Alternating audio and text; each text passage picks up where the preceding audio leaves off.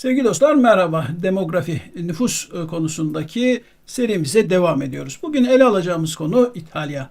İtalya'da doğumlar tarihi düşük seviyeye geriledi. Demografi verileri yani nüfus verileri doğum yanlısı politikalara rağmen düşen doğurganlığın tersine çevirmesinin zorluğunu açıkça ortaya koyuyor. Başbakan Meloni'ye göre İtalya çoğalmazsa, nüfusu artmazsa geleceği yok. Daha doğrusu Meloni İtalya'nın İslamlaşmasından, Araplaşmasından ve Afrikalaşmasından korkuyor. Evet, isterseniz başlayalım. Sinema tarihinin ikonik filmi Baba filmini, Godfather filmini izlediniz mi bilmiyorum. Bu filmde İtalya'dan Amerika'ya göçen bir ailenin mafya yapılanması içerisinde nesilden nesile nasıl değiştiği anlatılır. Filmin çok önemli repliklerinden bir tanesi de La famiglia è tutto denir. Yani aile her şeydir. Filmin özünü de zaten bu oluşturuyor. Aile her şeydir. İtalyanlar için özellikle de Güney İtalya için aile gerçekten toplumun en temel yapı taşıdır ve her şey ailenin çerçevesinde gelişir. Kuzeyin bireyciliğine Güney'in aile anlayışı, Sicilya ve çevresinin aile anlayışı. Ancak günümüz İtalya'sında bırakın aileyi birey bile yok olma noktasına doğru gidiyor.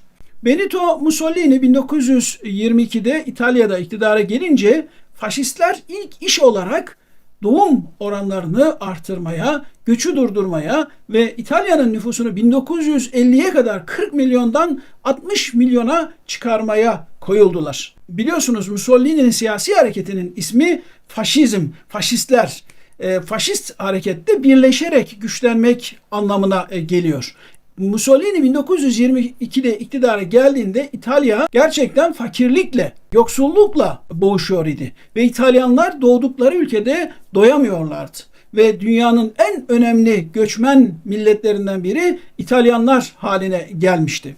1880 yılıyla 1914 yılı arasında fakirlikten dolayı 13 milyon İtalyan İtalya'yı terk etmek durumunda kalmıştı.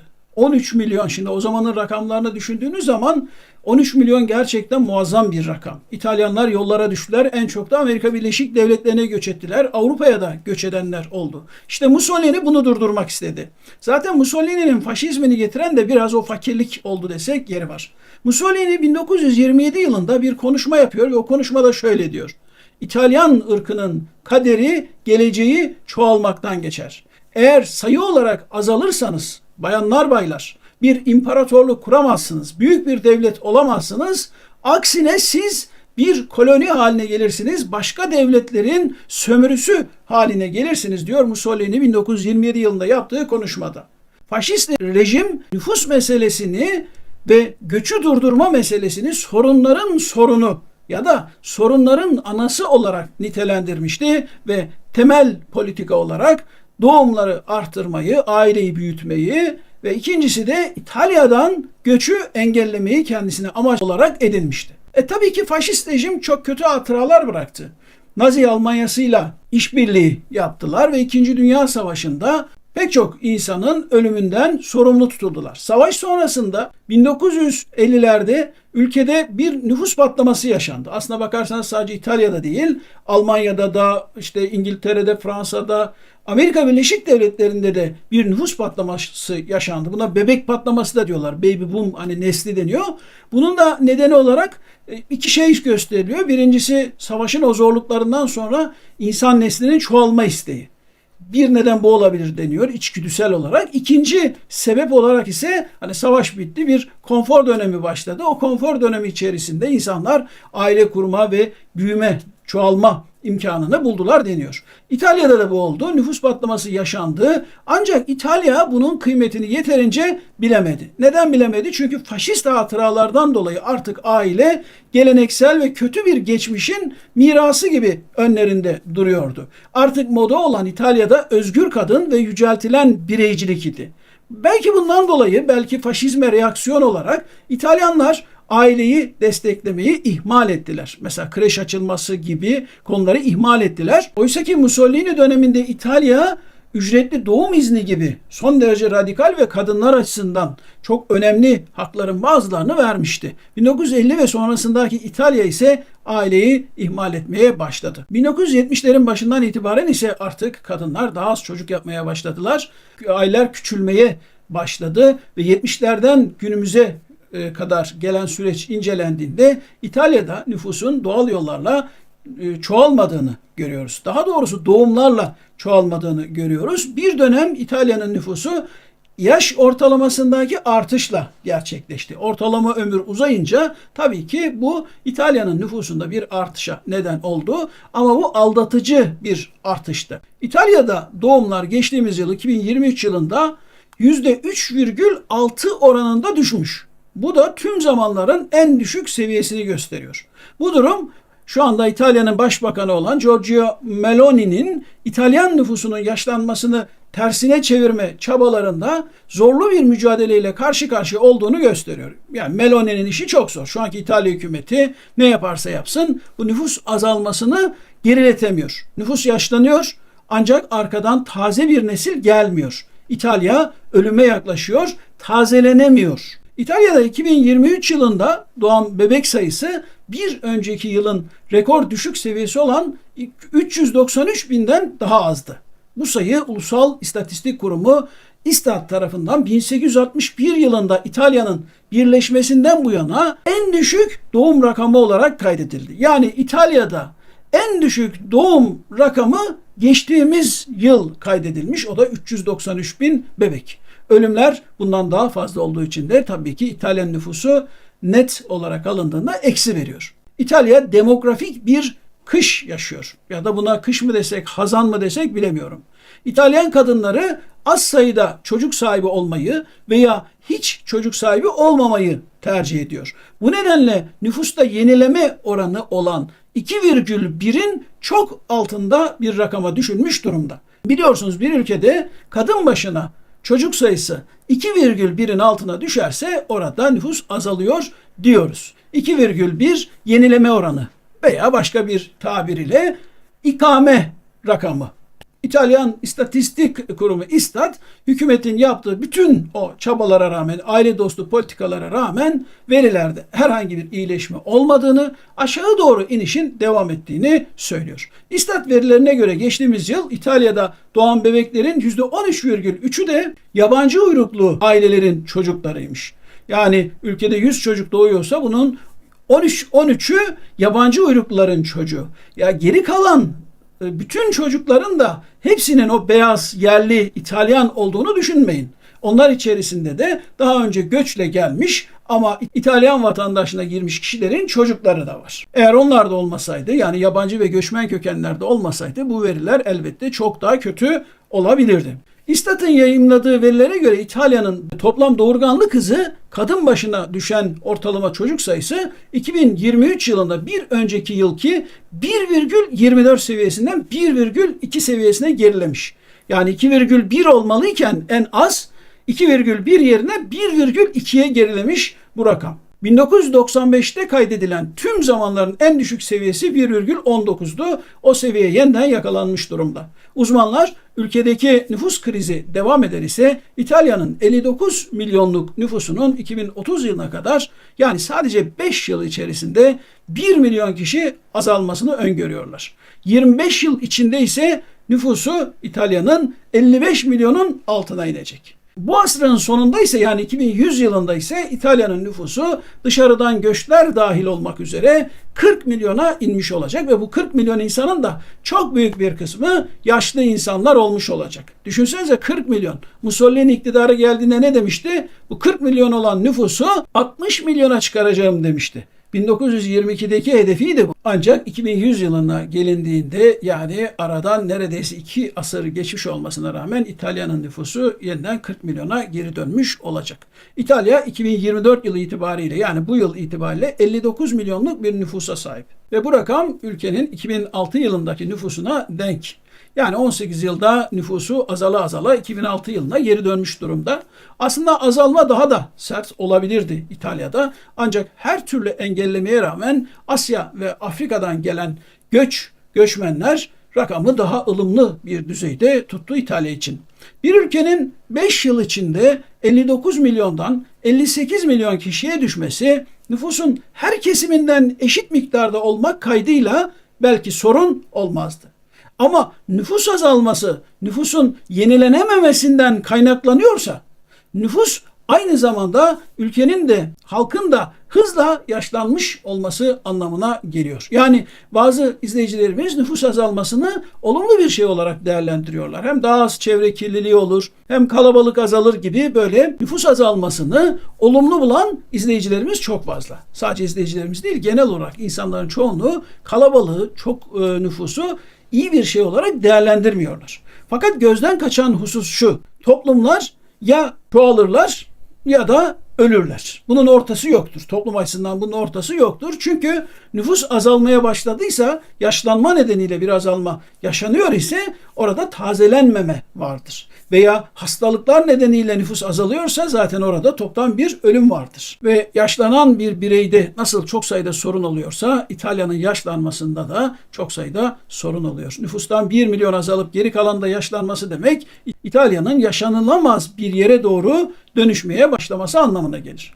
Yaşlanma ve nüfus azalması nedeniyle İtalya'da pek çok köy boşaldı. Belki haberlerde görmüşsünüzdür. 1 avroya satılan köyler var, malikaneler var. Çünkü bakamıyorlar artık. Onun bakımını bile yapamıyorlar. Birçok yerleşim yeri boşalmış durumda veyahut da tenhalaşmış durumda. Birçok belediye ahalisi 70 yaş ve üzeri insanlardan oluştuğu için bunlara hizmet vermekte dahi zorlanıyor. Uzmanlara göre Avrupa'nın geri kalanı da bu süreçten geçecek. O nedenle İtalya için kritik bir sınav yaşanıyor ve bu sınav Avrupa'nın geri kalanı için önemli bir laboratuvar anlamına da geliyor. İtalya'nın bazı bölgeleri yaşlı insanların çalışabileceği, kendi kendine yetebileceği, kamuya ve başkalarına yük olmayacakları ve topluma katkıda bulunabileceği dönemi uzatarak bu demografik zaman bombasını geciktirmeyi umuyor. Bunun için pek çok proje geliştiriliyor. Ancak bir de tabii ki hayatın gerçekleri var.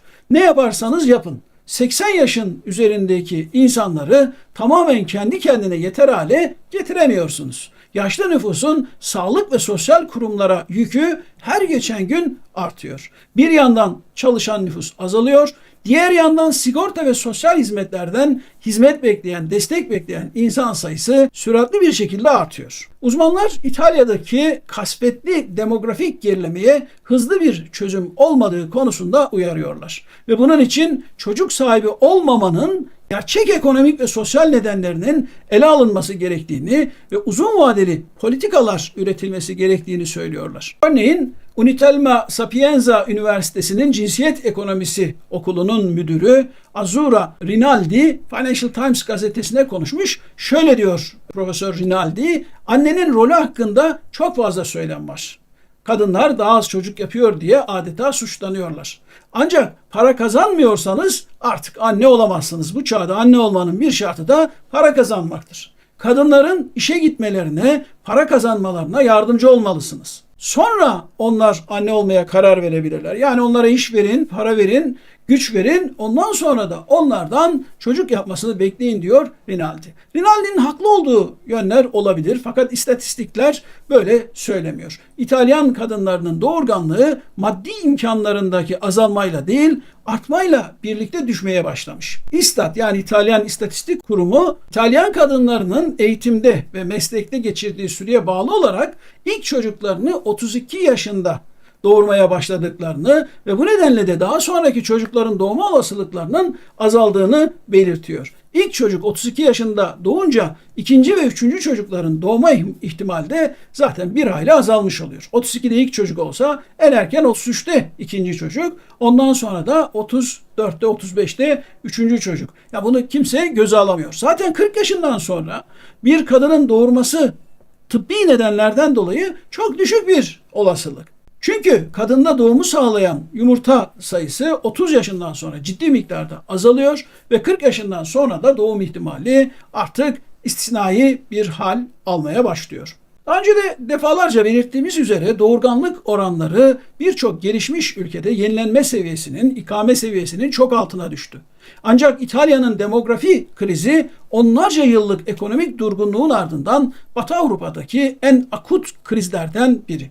Nasıl ki Doğu Asya'da Japonya, Güney Kore nüfus açısından çok önemli örnekler, uç noktalarda örnekler, Avrupa'ya baktığınızda da İtalya akut bir krizi, çok önemli bir örneği bizlere temsil ediyor.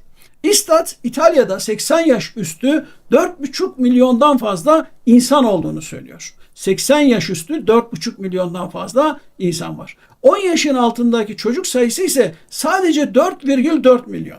Başka bir deyişle İtalya'da 80 yaş üstü insan sayısı 10 yaş altı çocuk sayısından bile daha fazla. İtalya'da her 12 kişiden biri şu anda 80 yaşının üzerinde ve bu oran, bu rakam her geçen gün yükseliyor. İhtiyarların sayısı artarken çocukların, bebeklerin sayısı azalıyor. İtalya yaşlanıyor. İtalya çocukluğunu ve gençliğini kaybediyor. Yaşlananlarsa tabiat gereği ölüme yaklaşıyor. Buna bir ülkenin ölümü denebilir. İtalya şu anda Avrupa Birliği'nin en yaşlı ülkesi. İtalya'da medyan yaş 48. Oysa ki bu rakam Avrupa Birliği genelinde ortalama 44,4. Kanada'da 41, Türkiye'de ise medyan yaş 34.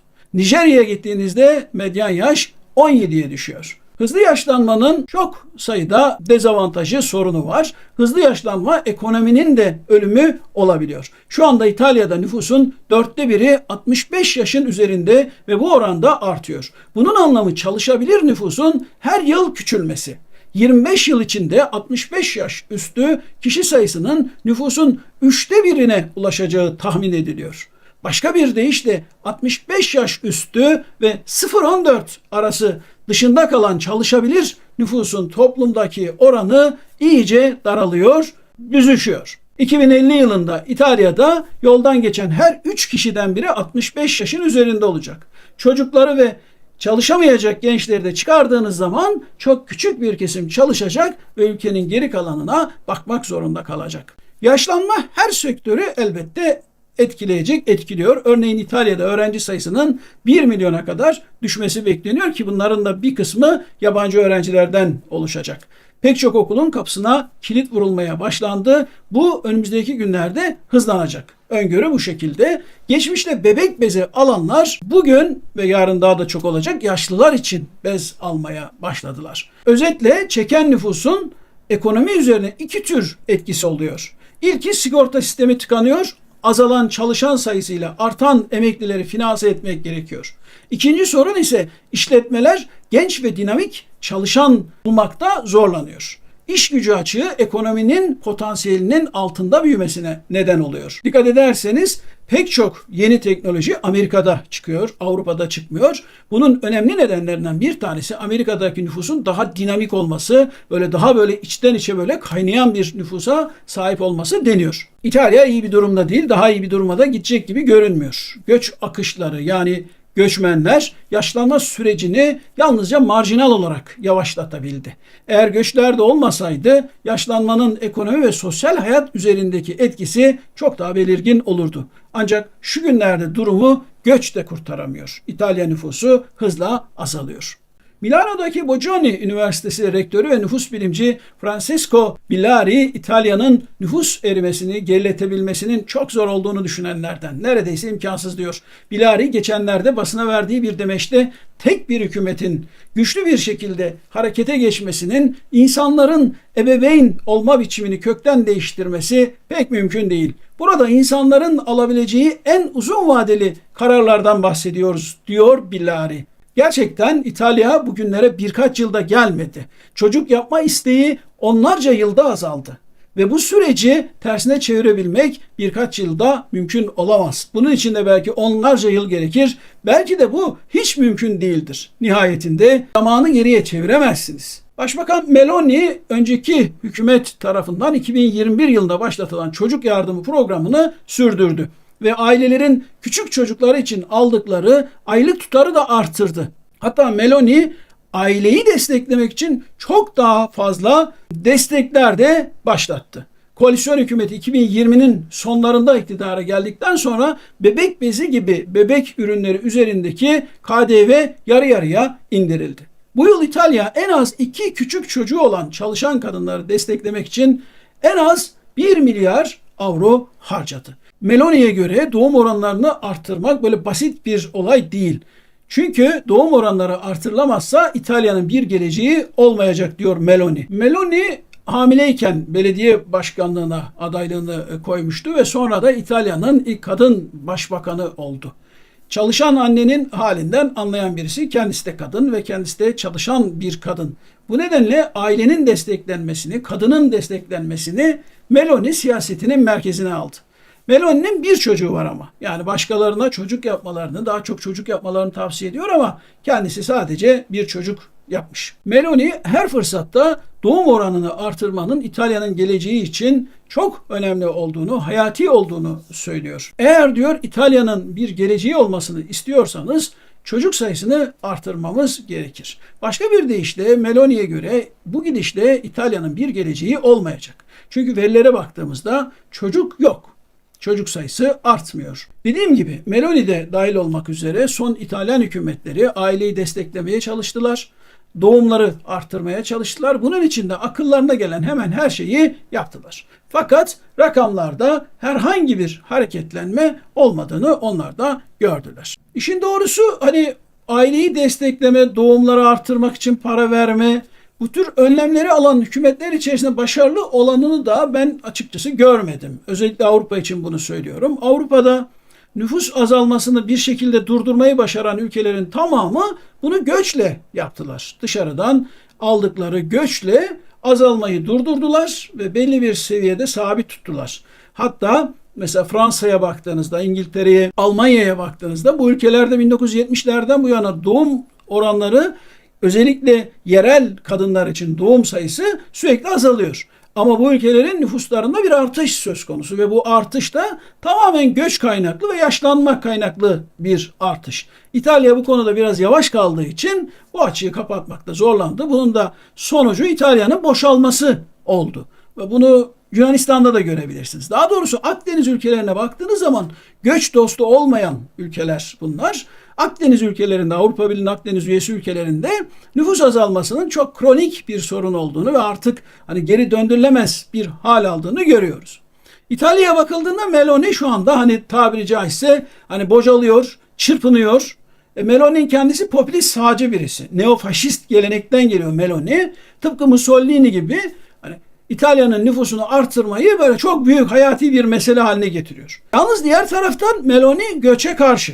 İtalyanların bu çocukları doğurmasını istiyor. Tıpkı Macaristan'ın başbakanı Orban gibi o da bu göç konusunda, nüfus konusunda çok bağnaz bir görüşe sahip. Göçmenleri milli bir tehdit olarak görüyor Meloni, İtalya Başbakanı. Buna karşın İtalyanların doğal yollarla çoğalmasını bekliyor. Göçle çoğalmasını değil. Fakat tıpkı Orban gibi o da hüsrana uğramış durumda. Çünkü İtalya nüfusu hızla eriyor. Komşu Fransa'da ve Almanya'da nüfus artarken İtalya nüfusu istikrarlı bir şekilde aşağı doğru gidiyor. İtalya bu konuda Avrupa Birliği'nin en hızlı düşüş gösteren ülkesi. Meloni gibi sağcı siyasetçilerin bir diğer endişesi ise İslamlaşmak, Araplaşmak ve Afrikalaşmak. Bu üç grup dünyada nüfusu en çok artan grupları temsil ediyor. Yani dünyada herkesin nüfusu azalırken bir Müslümanların nüfusu artıyor. Özellikle Afrika'daki Müslümanların, Yemen'deki Müslümanların, Afganistan'daki Müslümanların belli bölgelerdeki nüfus artışı gerçekten çok hızlı. Bangladeş, Pakistan gibi, Türkiye, İran gibi yerlerde nüfus artışı durdu. Hatta nüfus gerilemesi başladı. Ama İslam coğrafyasında genel olarak böyle bir nüfus artışı var. Ve rekor düzeylerde bu seyrediyor. Yine Araplarda da hakeza böyle. Bir diğer grup ise nüfusu en hızlı artan grup Afrika halkları. Afrika'nın nüfusu şu anda 1,3 milyar civarında ve sadece 25 yıl içerisinde 2050 yılına kadar Afrika nüfusunun 1 milyar daha artması bekleniyor. 1,3 milyar nüfusa en az 1 milyar daha nüfus eklenecek. Hatta bazı kaynaklar bunu 1,2 milyar olarak hesaplıyor. Dolayısıyla 2050 yılında Afrika'nın nüfusun 2,5 milyara yaklaşması bekleniyor. Şimdi Afrika mevcut haliyle şu nüfusu bile besleyemiyor. Ve Afrika'dan kuzeye doğru, Avrupa'ya doğru, Amerika'ya doğru muazzam bir adeta kavimler göçü yaşanıyor. Ve ne yaparsanız yapın bunları durduramıyorsunuz. Yollarda ölüyorlar, eziyet görüyorlar, paralarını çaldırıyorlar, çoluğunu çocuğunu kaybediyorlar ama bunu durduramıyorsun.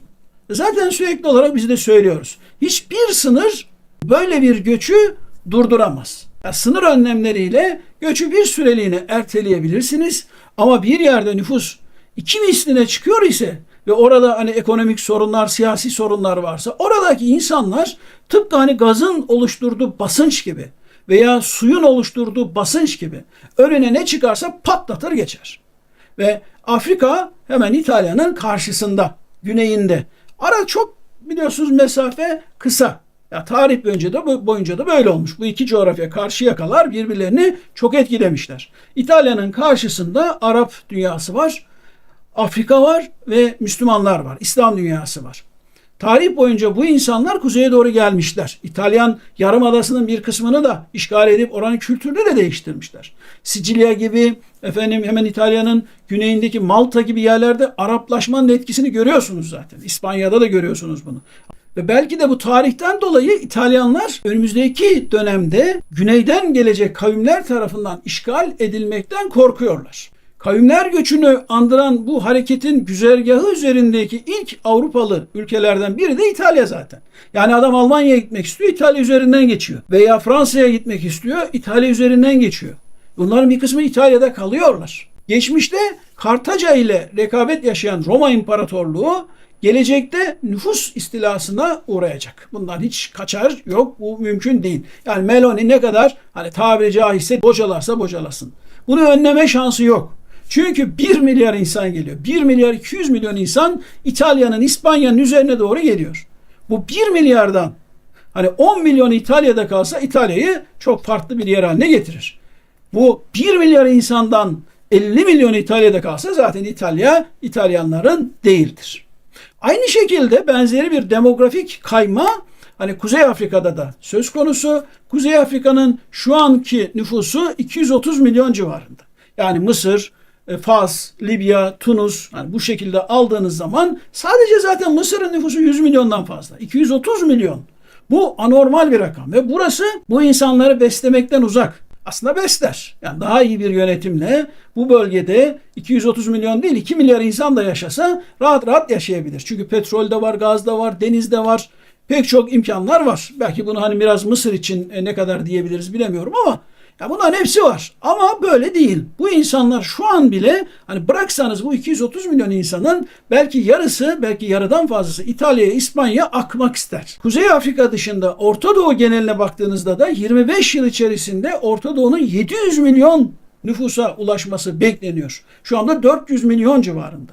25 yıl içerisinde Orta Doğu'nun nüfusunun 700 milyona çıkması bekleniyor. Bakınız sadece Irak bugün 44,5 milyon nüfusa sahip. 2050 yılında 25 yıl içerisinde 80 milyon nüfusa ulaşacak. Yani şu önümüzdeki 25 yıl içerisinde Irak'ın nüfusu Türkiye'nin nüfusu kadar olacak hemen hemen. Ve Türkiye'nin nüfusu da çok fazla artmayacak. Suriye, bugün 24 milyon olan Suriye yaklaşık 40 milyona ulaşacak. 700 milyon, 1 milyara doğru giden bir nüfustan bahsediyoruz. Bu nüfusun hani %10'u memnun olmasa hayatından, hani %10'u dese ki Orta Doğu'daki insanların ya benim kafam sıkıldı şöyle Avrupa'ya gideyim yerleşeyim. %10'u 70 milyon insan yapar. 70 milyon insan. Afrika'daki 1 milyar 200 milyon insanı %10'u dese şöyle bir Avrupa'ya doğru bir tur yapalım. Hadi arkadaşlar gidip oraya yerleşelim deseler 120 milyon insan yapar. Ama reel hayat bunun çok çok üzerinde insanın göçe zorlandığını gösteriyor. Öyle keyfi değil. Siyasi baskılar, ekonomik zorluklar, şunlar bunlar ve insanlar kavimler göçü şeklinde arkalarında yangın varmış gibi, arkalarında ölüm onları kovalıyormuş gibi koşuyorlar. Siz onları durdurmaya çalışıyorsunuz. Bunu durdurmanız pek olası değil. İtalya şu anda dediğim gibi ümitsiz bir çabanın içerisinde. Meloni çırpınıyor. Ülkesinin geleceği İslam olmasın diye uğraşıyor. Bunun için ne mi yapıyor? Ülke içerisinde nüfusu arttırmaya çalışıyor. Bunu söyledik, anlattık. Bu boşa beyhude bir çaba olduğu da aslında görülüyor. Meloni'nin yaptığı ikinci iş ise Tunus, Libya, Moritanya, Mısır gibi göç yolları, güzergahları üzerindeki otoriteryen ülkelere rüşvet dağıtmaya çalışıyor. Onlara diyor ki al sana 1 milyar dolar, buradan hiç kimse geçmesin. Bunları tut. Şimdi Moritanya dediğin ülke, yani ne bileyim Libya dediğin ülke, Mısır dediğin yer, bunları tutup ne yapacak? İnsan hakları standartları içerisinde bu işle mücadele edebilecek mi? Edemeyecek, etmeyecek yani. Bu çok net bir şekilde görünüyor. Meloni'nin ümidi ise bu insanların işte Mısır'a gelip Mısır'da takılıp kalması, Mısır'da kalması, İtalya'ya daha az insanın geçmesi. Ama bu mümkün değil. Hani şimdi tabiatında yok dedik ya, Sudan'da iç savaş var. Afrika'nın hemen hemen her ülkesinde siyasi baskı var. Bu insanlar ölümden kaçıyorlar. Yani siz ne kadar önlem alırsanız alın bunları durdurma şansınız yok. Dolayısıyla da Meloni belki bunu hükümette kalabilmek için, halkına şirin gözükebilmek için bir süre daha devam ettirecek ama beyhude bir çaba. Bunun çaresi var mı? Var. Onu başka bir programda ele alırız. Ama bu göçleri şu haliyle durdurma ihtimali yok.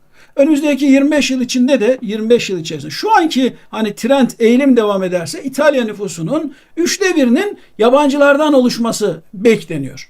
Bir İtalyan düşünce kuruluşuna göre, think tank'ına göre, ismi de think tank'ın Fondazione Fare Futuro adlı bir think tank. Buna göre bu yüzyılın sonuna kadar İtalya'nın nüfusunun yarısının Müslüman olması mümkün.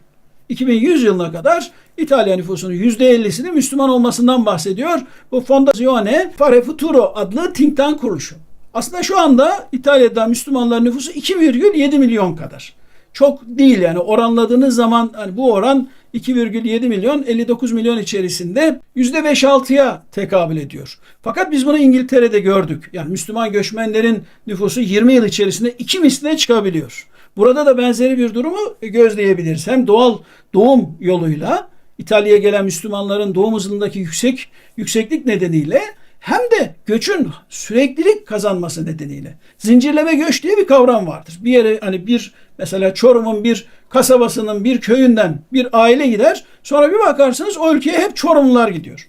Bunu şeyde gördük, Brüksel'de gördük. Afyon'un Emirdağ ilçesinden gidenler orayı tamamen doldurmuş durumdalar. Bu işte etnik gruplar ve dini gruplar için de geçerli. Eğer ülkenin 2,7 milyonu bugün Müslümansa yarın bu rakam genişler. Ne kadar genişler? Bir bakmışsınız 5-6 milyona çıkmış.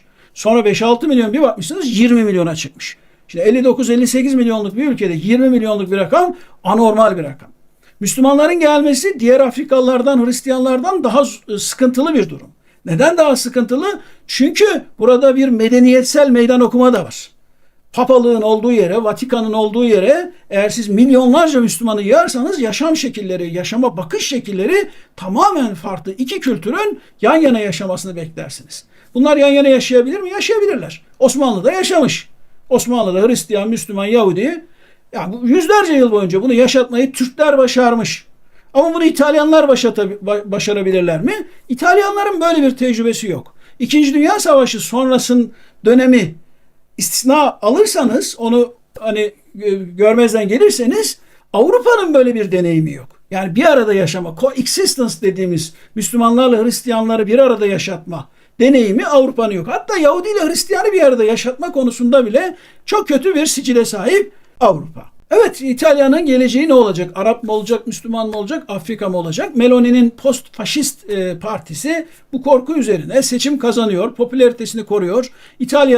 İtalya kalması için daha çok çocuk doğurun şeklinde bana sorarsanız içi boş sloganlarla seçimlere giriyorlar. Halkın desteğini de alıyorlar. Meloni'nin varsayımı ile devam edecek olur isek İtalya ölüyor. Daha doğrusu İtalyanlar ölüyor ve yerlerine yeni bir nesil çıkaramıyorlar. İtalya'da Dolce Vita sona eriyor. Yabancı göçmenlerin katkısı ile çözülme bir nebze yavaşlamış olsa da yabancı korkusu o çözümü de rafa kaldırmış oluyor. İtalya'nın köy ve kasabaları boşalıyor. Kalabalık İtalyan ailesi miti yerini incin oynayan kasabalara, köylere bırakıyor. Turistler de olmasa İtalya sokakları yakında sessizliğe bürünecek. İtalya dışarıdan göçe direndikçe yalnızlık ve ıssızlık kaderi olacak gibi görünüyor. Ama boşuna direniyorlar. Gelecek biz istemesek de geliyor.